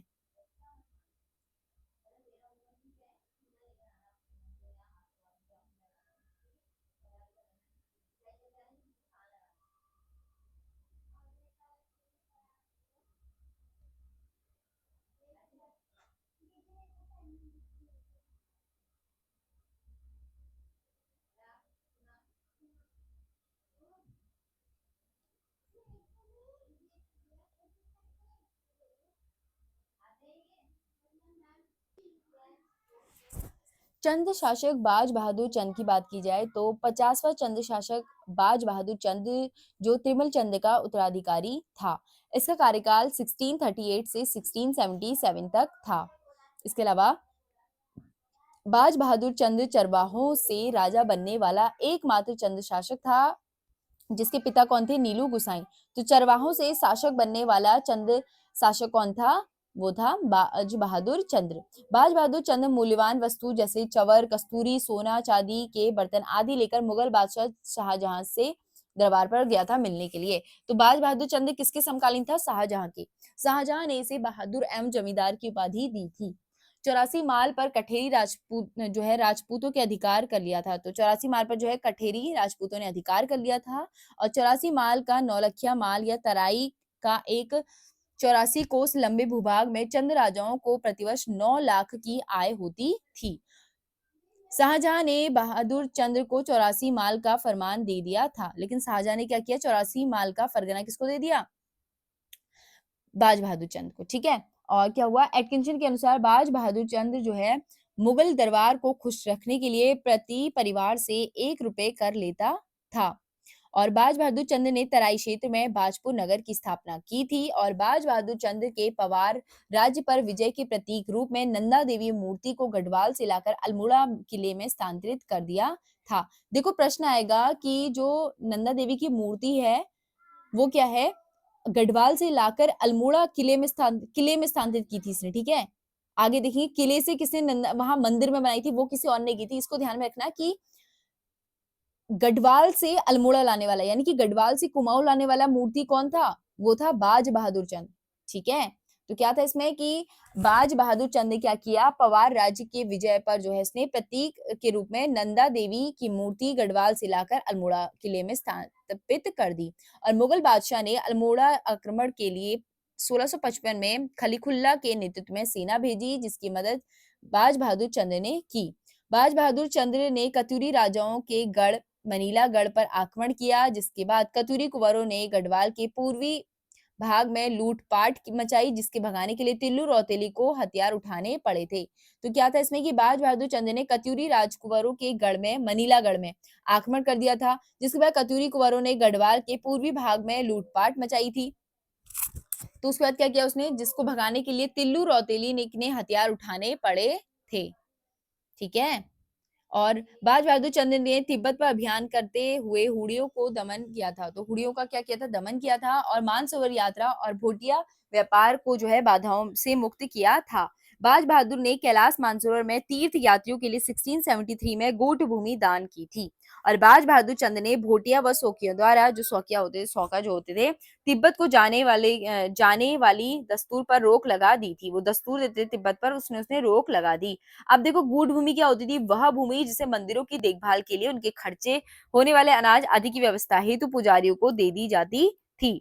बाज बहादुर चंद ने 1669 ईस्वी में सोर की यात्रा की। तो सोर की यात्रा कब की थी, 1669 में, और उस समय सोर को खड़ायत का परगना कहा जाता था। सोर ने उस गांव को भारती चंद्र के सदानंद जोशी को दे रखा था। तो उस टाइम पे सोर के उग्र गांव को भारती चंद ने सदानंद जोशी को दे रखा था, और ताम्रपत्र में सदानंद जोशी को लठोला राठ कहा गया। भारती चंद के ने जो है रतन जोशी को उर्ग गांव के बदले तल्ला रयासी में एक जूला जमीन दी थी।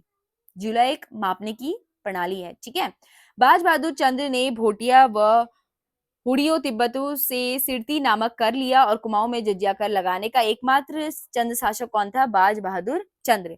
पिथौरागढ़ में थल में एक हथिया देवाल बाज बहादुर चंद्र में बनाई थी और बनावट एलोरा की कैलाश मंदिर के समान है। देखो ये भी इंपॉर्टेंट है।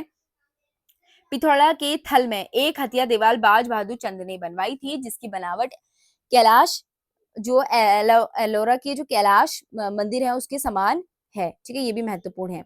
आगे देखिए, बाज बहादुर चंद ने घोड़ाखाल में गुरु दिप्ते के मंदिर का जो है निर्माण भी करवाया था और हरिया डूंगरी में शिव मंदिर का निर्माण भी करवाया था। और बाज बहादुर चंद्र का एकमात्र जो है चित्र कहाँ है? न्यूयॉर्क संग्रहालय में रखा है। बाज बहादुर चंद्र की उम्र में अंतिम वर्षों में कहावत है, बरस भयो 80 बुद्धि गई 89। बाज बहादुर चंद्र के समय डोटी का राजा कौन था? देवपाल था। ठीक है, इंपॉर्टेंट है ये वाला, ध्यान में रखिएगा। आगे है, बाज बहादुर चंद्र के समय डोटी का राजा देवपाल था। बाज बहादुर चंद्र ने दरबार को मुगल दरबार के अनुरूप बनाने का प्रयास किया था और कर्मचारियों का नामकरण काम स्वरूप किया। जैसे हो गया, पानी भरने वाले को पनेरू कहा, मंदिरों की रक्षा करने वाले को मटपाल कहा और राज परिवार को जगाने वाले को हरबोला आदि कहा। और राज जो है, बाज बहादुर चंद ने जजिया कर समान व्यक्ति कर और पोल टैक्स लगाया था और जजिया कर भी इसने लगाया था। बहादुर चंद को तराई भाबर का फरमान मिलने के बाद उसने वहां शासन की सुविधा के लिए तराई क्षेत्र को पट्टियों व ग्रामों में विभक्त किया और बाज बहादुर चंद ने मागा कर लगाया था। अब देखिए उदोत चंद के बारे में। देखो जैसे ही कंप्लीट होगा मैं आपको इसके बारे में एक समरी भी दूंगी। ठीक है, यानी कि थोड़ा थोड़ा सबके बारे में बताऊंगी। चंद शासक उदोत चंद की बात की जाए तो बाज बहादुर चंद के समय के बाद 1658 ईस्वी में उदोत चंद गद्दी पर बैठा और उदोत चंद के इतिहासकार रुद्रदत्त पंत ने तपस्वी शासक बताया है। ठीक है, 1698 तक इसका शासनकाल रहा। तो उदोत चंद को धाई माता की बीमारी थी और राजवैद्य कौन था? वरदेव, जिसने हमें अगर कोई बीमारी हमारी भगा दी तो हमें कहीं ना कहीं जिंदा रहने के लिए वर दे दिया, तो वरदेव ऐसे याद कर सकते हैं इसका। ठीक है, और उदोत चंद का जो है प्रथम सेनापति कौन था? हिरु देवबा। तो हिरु देवबा कौन था? प्रथम था। और दूसरा कौन था? शिरोमणि जोशी। तो सेनापति कौन था? पहला था हिरुदेव, दूसरा था शिरोमणि जोशी। ठीक है, जिसे सोर का नेगी भी कहा गया। बजरत पांडे ने उदोचंद को सबसे प्रतापी जो है चंद शासक बताया। उदोचंद के समय में मेदिनी शाह ने दूनागिरी और दोराहाट में जो है आक्रमण कर दिया था। उदोचंद ने 1678 में बधानगढ़ का किला जीता था और बधानगढ़ के युद्ध में चंद सेनापति मेसू शाह मारा गया। तो कौन मारा गया? मेसू शाह मारा गया। और उदय चंद ने स्थायी जो है सैनिक छावनियां बनाई थी और उदय चंद के समय में मराठा राजकवि मतीराम चंद दरबार में आया था जिसने फूल मंजरी नामक ग्रंथ लिखा था और राजकवि मतीराम मराठा शासक साहू के दरबार में राजकवि थे। ठीक है, आगे देखिए, उदोचंद के समय में रुद्रपुर क्षेत्र में तराई भाबर कहा जाता था। उदोचंद ने कोटा भाबर में जो है आम के बगीचे भी लगाए थे और उदोत चंद ने तल्ला महल व रंग महल का निर्माण किया था। प्रश्न आएगा, तल्ला महल और रंग महल का निर्माण किसने किया था? उदोत चंद्र ने। उदोत चंद्र ने त्रिपुरा सुंदरी मंदिर और पार्वतीश्वर मंदिर भी बनाया था। कहाँ? अल्मोड़ा में। उदोत चंद्र के समय में माल का जो है सीकदार जगन्नाथ बरे व सीरा का सीकदार गंगराम व सीरा को वल्ली डोटी कहते थे। और उदोत चंद्र ने दशों का छाजा यानी कि दशहरा भवन का निर्माण भी अपने महल में किया था। इसके अलावा उदोचंद ने जो है बरोरा में सोमेश्वर महादेव का मंदिर भी बनवाया था और उदोचंद के समय में ही लाल मंडी किले में ऋषिगिरी गुसाई बाबा रहते थे जिनका राजा से अच्छे संबंध थे। देखो अभी आपको ऐसा लग रहा होगा नहीं बहुत फटाफट स्टोरी की तरह पढ़ रही हूँ, उसको ऐसे पढ़ना बहुत जरूरी है। देखो आप लोग वही लोग होंगे जिन्होंने पढ़ लिया होगा एक बार, बस रिवीजन करने के लिए आए हो, है ना। अगर यहाँ पे डिटेल में आप ऐसे पढ़ोगे ना तो नहीं हो पाएगा, पॉसिबल ही नहीं है। आपने कहीं ना कहीं से एक बार पढ़ा होगा, तो ये रिवीजन सीरीज है, यहाँ पे हम रिवीजन कर रहे हैं। ठीक है, उदोत चंद का डोटी अभियान आप देखिए यहाँ पे। तो भारतीय चंद के बाद दूसरा राजा जो था जिसने क्या किया था? डोटी पर आक्रमण किया था और डोटी विजय के बाद उदोत चंद 1682 में प्रयाग के रघुनाथपुर स्थान में जो है घाट पर उसने स्थान जो है स्नान भी किया था। उदोत चंद की अनुपस्थिति में डोटी राजा देवपाल ने क्वारी कुमाऊं पर कब्जा कर लिया। उदय चंद ने 1683 ईस्वी में डोटी की ग्रीष्मकालीन राजधानी अजमेरगढ़ पर अधिकार कर लिया और इस अभियान में चंद सेनापति हिरु देवबा कौन था? उसका सेनापति था ना, तो मारा गया और जिसके वंशजों को जो है राजा ने 8 गांव रौत या बहादुरी के लिए दिए थे। इसके अलावा बात की जाए तो डोटी की शीतकालीन राजधानी कौन सी थी? जुराइल दीपाइल। और ये कहाँ थी? सेठी नदी के किनारे थी। और 1688 में क्या हुआ? उदय चंद ने खैरागढ़ के किले पर अधिकार कर लिया और जिसके बाद खैरागढ़ की संधि देवपाल व जो है किसके बीच? डोटी के नरेश के बीच हुई, जिसमें जो है डोटी नरेश ने कर देने के लिए जो है बाध्य किया गया। कौन सी संधि में? खैरागढ़ की संधि में। कब हुई थी? 1688 में। और 1696 में क्या हुआ भाई कि डोटी का जो राजा था उसने कर देना बंद कर दिया, जिस कारण उदय चंद का तीसरी बार जो है दीपाइल कोट पर आक्रमण किया, जिसमें चंदों की बुरी तरह से पराजित हुई और इसमें जो उसका दूसरा सेनापति था है, ठीक है? तो दूसरा सेनापति कौन था? शिरोमणि जोशी, अभी हमने देखा था। तो उनकी क्या हो जाती है? मृत्यु हो जाती है, मारा जाता है। और उसके बाद क्या होता है? उदय चंद ने जो है युद्ध न करने का वचन लेकर शांति की तलाश में चल दिए। उसके बाद क्या वो बोलते कि भाई बहुत हो गया, अब क्या करता हूँ? अब मैं युद्ध नहीं करूंगा, तो शांति की तलाश में चल देते हैं। अब देखेंगे चंद शासक ज्ञानचंद द्वितीय के बारे में। अभी हमने ज्ञानचंद प्रथम के बारे में देखा था पहले, अब है द्वितीय के बारे में। तो ज्ञानचंद द्वितीय का शासनकाल 1708 तक रहा। तो इससे क्या पता चलता है कि 1699 में बधानगढ़ का किला इन्होंने जीता था और ज्ञानचंद द्वितीय ने बधानगढ़ में नंदा देवी की स्वर्ण प्रतिमा को जो है अपने साथ अल्मोड़ा की नंदा देवी मंदिर में स्थापित किया था। देखो, हमने देखा था कि बाज बहादुर जो चंद्र था उसने क्या किया? गढ़वाल से कुमाऊं लेके आया वो, लेकिन ज्ञानचंद्र द्वितीय ने क्या किया? इसने बधानगढ़ से जो है नंदा देवी का स्वर्ण प्रतिमा अपने साथ अल्मोड़ा की नंदा देवी, इसने नंदा देवी मंदिर में स्थापना की उसकी, ठीक है? ये महत्वपूर्ण है इसमें, ये वाली लाइन। आगे देखिए, आगे है ज्ञानचंद्र द्वितीय के समय में गढ़वाल राजा फतेह शाह ने चंद राज्य की जो है पाली परगने को लूटा और 1703 में दुधौली का युद्ध हुआ ज्ञानचंद्र द्वितीय और फतेह शाह के बीच में। फतेह शाह उस टाइम पे गढ़वाल का राजा था, ठीक है? तो दुधौली का युद्ध किस किस के बीच हुआ? ज्ञानचंद्र और फतेह शाह के बीच में। और 1704 में ज्ञानचंद ने डोटी पर अभियान किया, अपने जो उसके पिता थे उदय चंद की हार का बदला लेने के लिए किया था। तो अपने पिता की हार का बदला लेने के लिए उसने क्या किया था? डोटी पर अभियान भी किया था। कब किया था? 1704 में। इसके बाद ज्ञानचंद का जो युद्ध डोटी नरेश से कुमाऊं सीमा पर मलेरिया ग्रस्त भाबर में हुआ था। डोटी नरेश हार कर भाग गया, किंतु जो है चंद शासक के जो सैनिक थे उनको क्या हो गया? मलेरिया हो गया, ठीक है? आगे देखेंगे ज्ञानचंद ने कत्यूरी घाटी में बद्रीनाथ मंदिर बनवाया और तराई भाबर क्षेत्र में आम के बगीचे भी लगाए। ज्ञानचंद द्वारा सोर व सिरा क्षेत्र में बनाए गए मंदिरों को देवल या घौल कहा जाता था, ठीक है? ध्यान में रखिएगा, देवल या घौल कहा जाता था। अब देखेंगे जगत चंद के बारे में। चंद शासक जगत चंद, जगत चंद के समय में कुमाऊं का स्वर्ण काल माना जाता है। यानी कि प्रश्न आएगा कि कुमाऊं का स्वर्ण काल किस चंद शासक को कहा जाता है? तो कुमाऊं का स्वर्ण काल था जगत चंद के शासन काल में। जगत चंद का कार्यकाल 1708 से लेकर 1720 तक रहा। तराई भाबर में 9 लाख रुपए की आय का जगत चंद के समय में होती थी। जगत चंद स्वयं जो है मिलनसार व्यक्ति और प्रजा का हितैषी राजा था और जगत चंद ने राजकाज से पहले वर्ष जो है लोहबागढ़ और बधानगढ़ जो है गढ़ सेना को मार भगाया था। इसके अलावा श्रीनगर में जगत चंद व फतेह शाह के बीच युद्ध हुआ, जिसमें गढ़ नरेश देहरादून भाग गया, जिसने श्रीनगर में कब्जा कर एक ब्राह्मण को दान में दे दिया था। तो श्रीनगर में जगत चंद व फतेह शाह के बीच युद्ध हुआ था। तो श्रीनगर में क्या होता है? जगत चंद और फतेह शाह के बीच क्या होता है? युद्ध होता है, जिसमें गढ़ नरेश देहरादून भाग जाता है और श्रीनगर से में जो है कब्जा कर ब्राह्मणों को दान दिया था।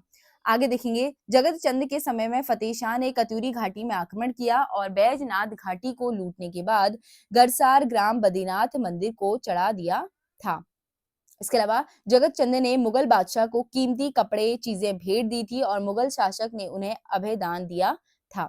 जगत चंद ने जुआरियों पर कर लगाया था और जगत चंद की मृत्यु चेचक के कारण 1720 में हुई थी। जगत चंद ने बरम मुवानी ताम्रपत्र से ज्ञात होता है कि ज्ञानचंद के समय वीरेश्वर जोशी वैतकुड़ी ने बधानगढ़ की जासूसी की थी, ठीक है? और ज्ञानचंद ने जो है वीरेश्वर जोशी की जमीनें रौत के रूप में दी थी, वीरेश्वर जोशी को दी थी। तो वीरेश्वर जोशी को क्या की थी? उसने जमीनें रौत के रूप में दी थी। और वीरेश्वर जोशी के ही बारे में जो है बधानगढ़ की जासूसी के बारे में पता चलता है कि उसने जासूसी की थी और कहां से पता चलता है? मुआनी ताम्रपत्र से। और जगत चंद ने 100 गाय दान में दी थी, जिस कारण से जो है गौशस्त्र दान कहते हैं। अब देखेंगे चंद वंश का अवंती काल, यानी कि जहां से चंद वंश डूबने लगा। तो जगत चंद का उत्तराधिकारी देवी चंद था। 1720 में जो है चंद वंश का अवनति काल शुरू हुआ। देवीचंद ने 1720 से लेकर 1726 तक का शासन किया और विक्रमादित्य बनने के चक्कर में देवीचंद ने क्या किया, सारा धन बर्बाद कर दिया और इस कारण कुमाऊं का विक्रमादित्य भी इसे कहा गया और देवीचंद को कुमाऊं का मोहम्मद बिन तुगलक भी कहा जाता है। श्रीनगर जीतने के जो असफल प्रयास था उसमें देवीचंद ने एक पहाड़ी को विजित कर उसका नाम जो है फतेहपुर रखा था।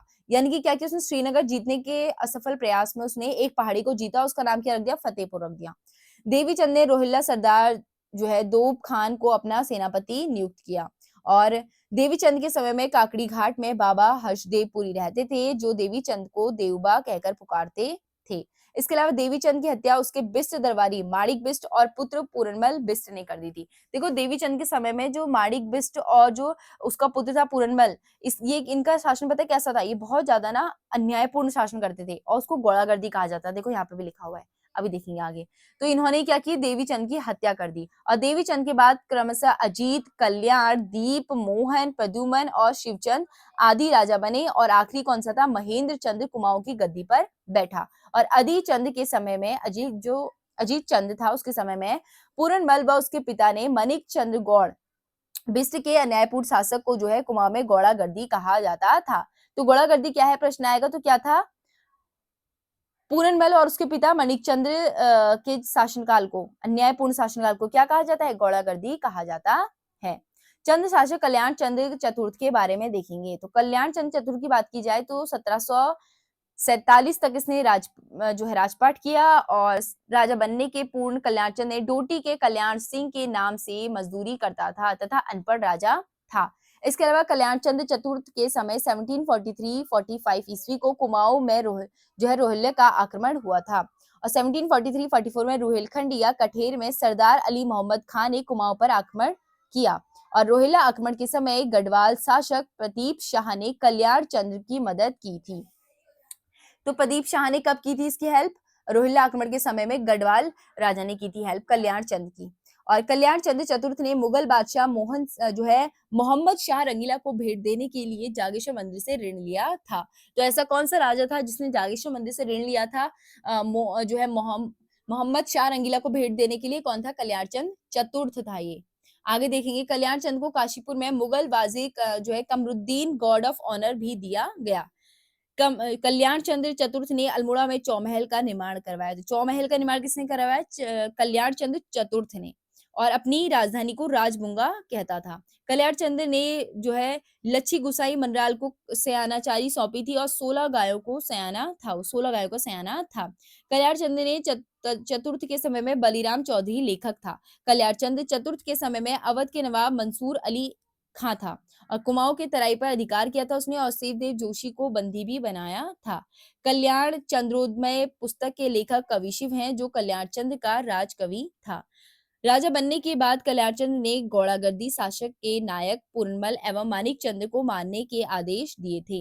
इसके अलावा जीवन के अंतिम समय में कल्याणचंद्र चतुर्थ की आंखों की रोशनी चली गई थी। ठीक है, आपने देखा होगा अजीत चंद्र को मारा था ना, किसने मारा था अजीत चंद्र को, वो मारा था ये गौड़ागर्दी शासन वालों ने, पूरम और मानिक चंद्र ने, और क्या हुआ, कल्याण चंद्र ने इनको मारने के लिए बोल दिया फिर। ठीक है, आगे देखेंगे कल्याण चंद्र चतुर्थ के उत्तराधिकारी तो कौन थे, दीपचंद के बारे में आप देखेंगे।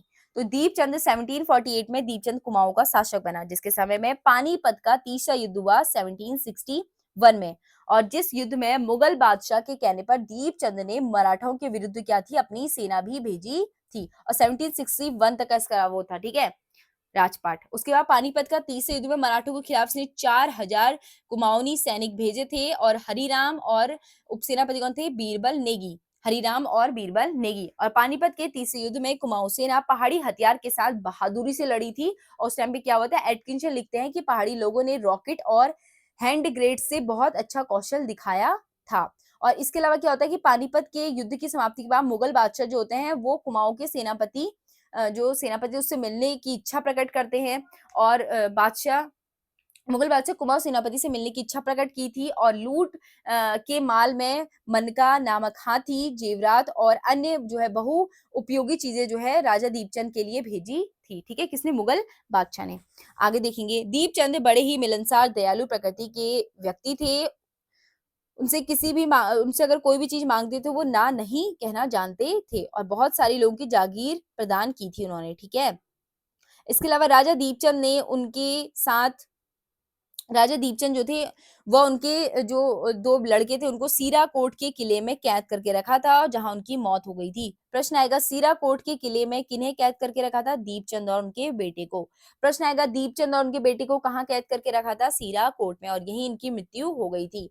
और तामाडौर का युद्ध कब हुआ था? 1755 में। प्रश्न आएगा जो है तामाढौर का युद्ध कब हुआ था? 1755 ईस्वी में। इसमें क्या बता शिवदेव जोशी व गढ़ सेनापति नरपत गुलेरिया के बीच हुई थी और इसमें गढ़ सेनापति सरदार नरपत गुलेरिया मारे गए थे। ठीक है, तामाढौर का युद्ध। और शिवदेव जोशी को मारने के बाद दीपचंद ने हर्षदेव जोशी को बख्शी बनाया था, यानी कि सेनापति। ठीक है, आगे देखिए दीपचंद के भाई मोहनचंद ने दीपचंद की गद्दी हड़प ली थी और हर्षदेव जोशी को बंदी बना लिया, लेकिन वह किसी तरह वहां से भाग निकला और हर्षदेव जोशी ने गढ़वाल के शासक ललित शाह को कुमाऊं पर आक्रमण के लिए फिर आमंत्रित किया। उसके बाद क्या होता है? बगवाली पोखर का युद्ध होता है 1779 में और ललित शाह की सेना और मोहनचंद के बीच होता है, जिसमें मोहनचंद लखनऊ भाग खड़ा होता है और ललित शाह ने अपने पुत्र प्रद्युमन शाह को कुमाऊं की गद्दी पर बैठाया और हर्षदेव जोशी को यहाँ का क्या किया? प्रधानमंत्री नियुक्त किया। प्रद्युमन शाह ने 1779 ईस्वी से 1786 तक का वहां पे राजपाट किया, लेकिन जिसके बाद स्वयं जो है दीपचंद का दंतक पुत्र घोषित हो गया। उसने क्या किया? अपने आप को दीपचंद का पुत्र घोषित कर दिया, दंतक पुत्र। ठीक है, और जयकित शाह की मृत्यु के बाद प्रद्युमन शाह श्रीनगर चले गया। जयकित शाह उस टाइम पे कौन था? ललित शाह का पुत्र था, दूसरा जो है गढ़वाल में शासन कर रहा था। लेकिन जैसे ही जयकित शाह की मृत्यु हुई तो क्या हुआ? प्रद्युमन शाह चले गया गढ़वाल और क्या हुआ? गढ़वाल और कुमाऊं का संयुक्त रूप से क्या हो गया? वो राजा बन गया फिर। तो इसमें लिखा है कि 1786 में गढ़वाल और कुमाऊं के कुछ समय के लिए प्रद्युमन शाह अधीन हो गया, यानी कि दोनों का वो राजा बन गया। जिसके बाद हर्षदेव उनके प्रतिनिधि के रूप में कुमाऊं में शासन करने लगा और मोहनचंद ने सिंहासन खाली होने का फायदा उठाकर कुमाऊं की गद्दी हथिया ली। जैसे उसने देखा भाई जो प्रद्युमन शाह है वो गढ़वाल चले गया और यहाँ पे हर्षदेव जोशी जो है बैठा हुआ है, तो मोहनचंद फिर से आ गया। उसने क्या किया? लड़ाई कर दी। ठीक है, और वहां से फायदा उठाया और कुमाऊं की गद्दी वापस से हड़प ली और मोहनचंद ने दूसरी बार कुमाऊं का राजा बना और हर्षदेव जोशी ने सशक्त सेना तैयार की और 1786 में पाली गांव के युद्ध में मोहनचंद को हराया और हर्षदेव जोशी ने 61वां चंद शासक शिवचंद को शासक बनाया और शिवचंद को मिट्टी का महादेव भी कहा जाता है। ठीक है, उसके बाद क्या होता है? इसके बाद मोहनचंद के भाई लाल सिंह ने रामपुर के नवाब की सहायता से कुमाऊं की गद्दी जो है फिर से हथिया ली। तो मोहनचंद का जो भाई था लाल सिंह ने क्या किया? रामपुर के नवाब की सहायता से कुमाऊं की जो गद्दी थी उसे हथिया ली और लाल सिंह ने मोहनचंद का पुत्र कौन था? महेंद्र चंद, ये आखिरी राजा था, है ना? हम पढ़ते भी हैं। तो मोहनचंद ने क्या किया? लाल सिंह ने क्या किया? पहले तो क्या किया? कुमाऊं की गद्दी हथिया ली। किसकी सहायता से? रामपुर के नवाब की सहायता से। और लाल सिंह ने मोहनचंद के पुत्र महेंद्र चंद को गद्दी पर बैठाकर खुद उसका प्रधानमंत्री बन गया और अंतिम चंद शासक महेंद्र चंद 62वां चंद शासक था। यदि मोहनचंद को एक बार गिना जाए तो वो 61वां चंद शासक था और हर्षदेव जोशी ने गोरखा नायक बहादुर शाह को कुमाऊं के आक्रमण के लिए न्योता दिया था। उसके बाद क्या करता है हर्षदेव जोशी? पहले गढ़वाल को बोलता है, आपने देखा होगा। उसके बाद जो उसकी हार हो जाती है, उसके बाद मोहन शाह का जो मोहन शाह था उसका भाई जो था लाल सिंह, वो क्या करता है? वो फिर कुमाऊं की गद्दी हड़पा लेता है और हड़पने के बाद जो मोहन सिंह था उसके बेटे को गद्दी पर बैठाता है और अपना प्रधानमंत्री बन जाता है। और ये सब देख के हर्षदेव जोशी को वही पच नहीं रही होती है बातें, तो वो क्या करता है? गोरखा नायक बहादुर शाह को जो है कुमाऊं पर आमंत्रित करता है। तो कब करता है वो? 1790 के आसपास। तो हवारा बाग के साधारण से युद्ध में जो है चंदू की हार होती है और 1 फरवरी 1790 को क्या होता है? अल्मोड़ा पर गोरखों का कब्जा हो जाता है। इसके अलावा ब्रिटिश काल में चंद राजा 2 भागों में बटे हुए थे, अल्मोड़ा शाखा और काशीपुर शाखा। मैंने आपको बोला था बाद में क्या होता है? चंद शासक 2 भागों में बट जाते हैं और महेंद्र चंद्र के पुत्र प्रताप चंद्र को अंग्रेजों ने कुछ गांव जहांगीर के रूप में दिए थे और काशीपुर शाखा में लाल सिंह कौन था? मोहन का भाई था। ठीक है, जिसने अपने भतीजे को फिर मोहन का भाई तो लाल सिंह था जिसने गद्दी छीनी, उसके इसने मोहन के बेटे को तो क्या बनाया? राजा बनाया, अपना प्रधानमंत्री बन गया था। तो लाल सिंह के जो पुत्र था उसका था नाम था गुमान सिंह। तो गुमान सिंह का भी कहीं ना कहीं अस्तित्व तो है ना, वो प्रधानमंत्री का बेटा है उसके राजा के। तो गुमान सिंह ने राज किया कहाँ? काशीपुर शाखा में और जिसके दरबार में कवि गुमानी पंथ रहते थे। किस चंद शासक के जो है दरबार में गुमानी पंथ रहते थे? किसके? गुमान सिंह के। ठीक है, काशीपुर साका वाले के। और कुमाऊं सांसद रहे केसी सिंह बाबा का काशीपुर चंद्र साका से संबंध था। ठीक है, अब देखिए यहाँ पे शिव देव जोशी के बारे में। शिवदेव जोशी कौन था? कुमाऊं का कौटिल्य था। इतिहासकार नित्यानंद मिश्रा ने जो है शिवदेव जोशी को कुमाऊं के शिवाजी कहा और शिवदेव जोशी को कल्याण चंद्र चतुर्थ का सेनापति था। शिवदेव जोशी रोहिल्ला आक्रमण का डटकर उसने सामना भी किया था और शिवदेव जोशी को सम्मान स्वरूप तराई भाबर का प्रबंधन दिया था। और कल्याण चंद्र ने शिवदेव जोशी को जो है भक्सी कहा था। ठीक है, और शिवदेव जोशी को अल्पवयस्क पुत्र में जो है वयस्क, तो शिवदेव जोशी को जो है अल्पवयस्क पुत्र दीपचंद था उसका जो है संरक्षण नियुक्त किया था, जिस कारण उसे बैरम खां भी कहा जाता है। ठीक है, यहाँ पे आपने देखा कि जो है गढ़वालों का जो नेपाली थे उन लोगों का आक्रमण हुआ 1790 में, उसके बाद महेंद्र चंद्र मारा गया। इसके अलावा अब देखिए लास्ट यहाँ पे हर्षदेव जोशी के बारे में। तो हर्षदेव जोशी कौन था? हर्षदेव जोशी हरक जोशी भी से कहा जाता है और हर्षदेव जोशी को कुमाऊं का किंग मेकर भी कहा जाता है। तो कुमाऊं का किंग मेकर कौन है? हर्षदेव जोशी। डब्ल्यू फ्रेजर और कैप्टन हेयरसन ने जो है हर्षदेव जोशी को कुमाऊं का अलवारी कहा और हर्षदेव जोशी ने लगभग 8 नरेशों को गद्दी पर बैठाया।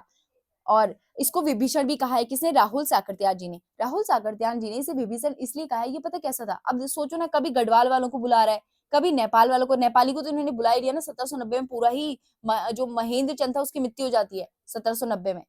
तो कहीं न कहीं विभीषण का काम कर रहा है, तो इसलिए से इसको विभीषण कहा गया। तो यहाँ पे हमने चंद राजवंश के जितने भी राजा थे सभी के बारे में पढ़ लिया है और कल से हम देखेंगे कल वाली जो वीडियो आएगी उसमें आएगी चंदों का प्रशासनिक व्यवस्था। Thank you and thank you so much. इसके अलावा अगर आपकी कोई राय है तो कमेंट बॉक्स में ज़रूर बताइएगा।